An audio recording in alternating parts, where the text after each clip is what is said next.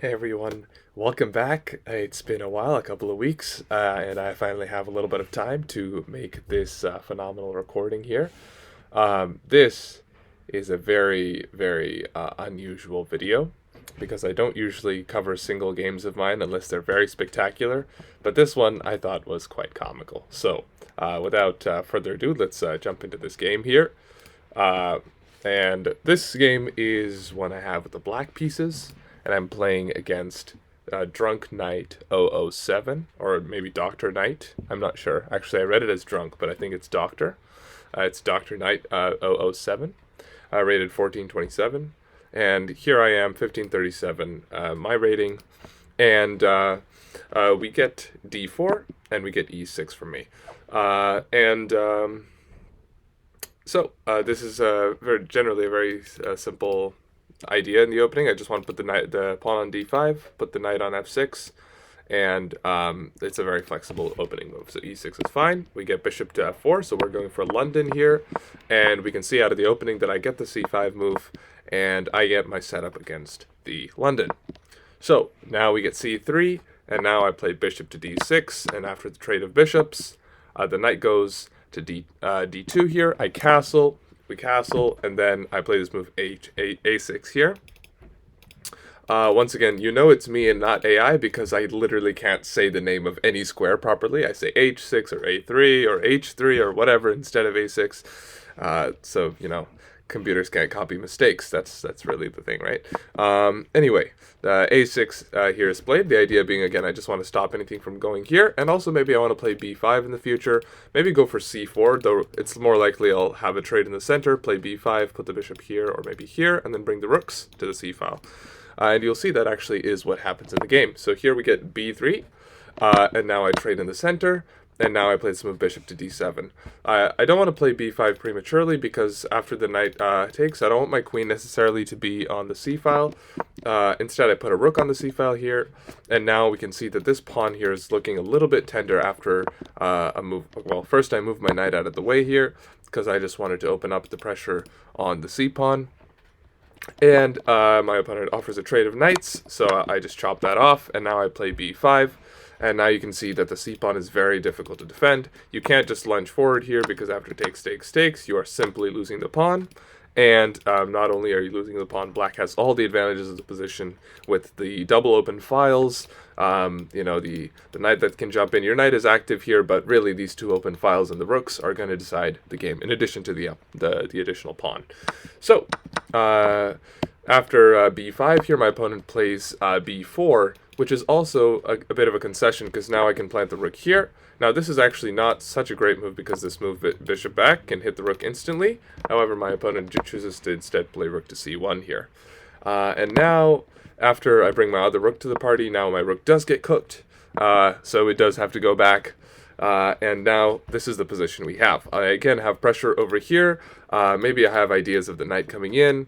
And here, after a3, which doesn't do anything, mind you, this move does nothing.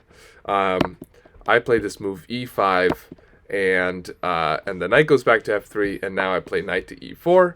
And there's simply no longer a way to defend this pawn. You just have to play c4, according to the computer, and just ditch the pawn here with maybe something like d takes c4 here.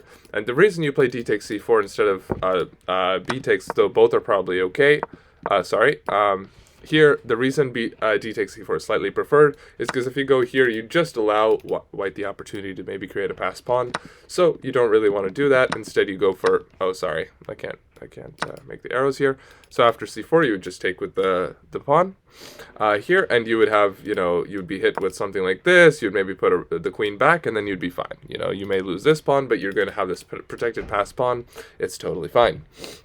However, here, instead of c4, my opponent plays this move bishop to d3, trying to attack the knight, hoping that he can trade it off before, say, if I play a lazy move, then after trades, there's no longer any pressure on the c3 pawn. And in fact, actually, this is not good because the knight is hanging. But, you know, just moving the knight, and you should be fine. Maybe knight d2, and white should be very happy. However, I do take the pawn here, and now the king moves here for some reason. the king does goes to h1, and now I have this ability to play e4 here in the center and fork the pieces of my opponent. Now we sack the bishop, I take back with the pawn, the knight goes to the center, I move the bishop to e6. This looks like a stupid move, but I really am fine with the trade of pieces here. My knight is strong in the center, it can come back, it can go to this side, and at the end of the day I'm just up a piece. I should be able to win the game quite easily. The bishop goes to e6. We get rook to d2, rook to c2, pardon me, and we see the ideas of some pressure forming here. So I instantly retreat the knight, I trade up our rooks, and then now I put the queen on e7, just seeing that the rook is probably coming to this file over here.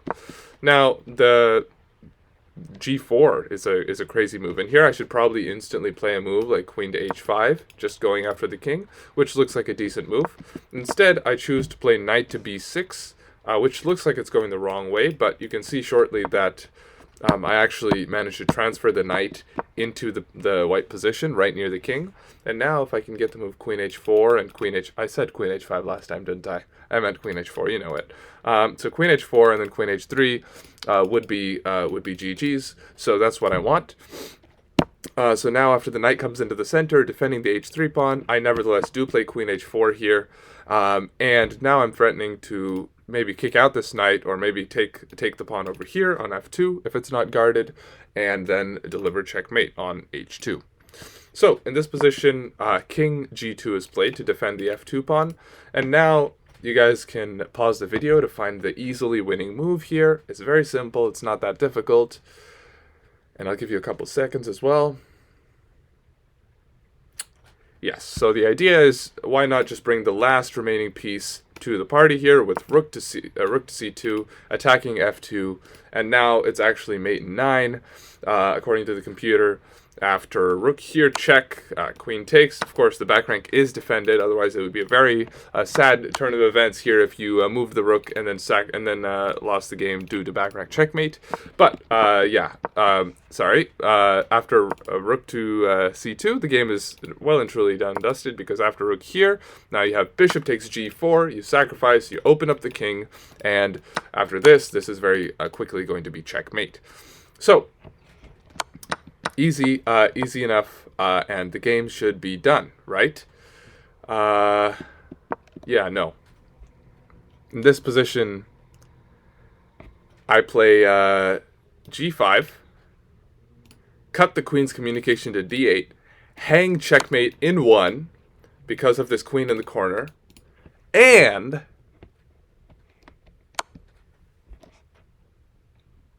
my opponent flags.